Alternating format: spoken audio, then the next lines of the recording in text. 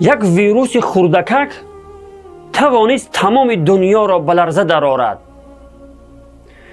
یک ویروس خردی که آن را در زیر میکروسکوپ دیده می شود.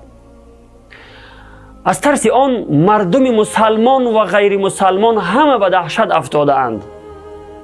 مکتب‌ها و مسجدها، کارخانه‌ها و دیگر جایهای اجتماعی را متوقف کرده است.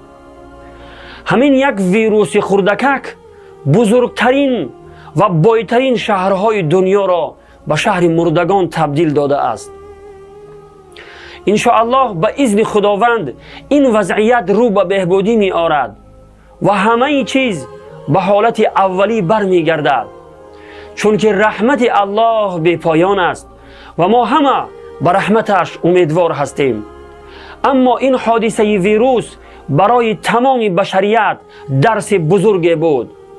درسی بود که انسان بداند که با وجود پیشرفت دنیا خداوند قادر است که تمام دنیا را از بین ببرد.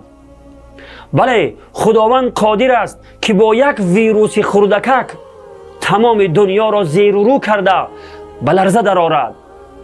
درسی بود تا بشریت بداند که در برابر الله مقتدر ضعیف و ناتوان است.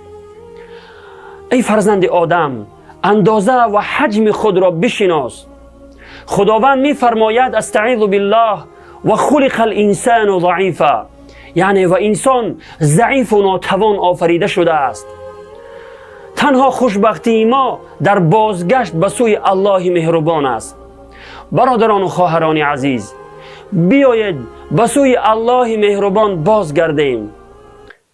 توبه کرده بازگردیم از همه گناهانی که انجام داده ایم و گناهانی که تا حال انجام می دهیم ولی در فکر توبه کردنش نیستیم. و السلام علیکم و رحمت الله و برکاته.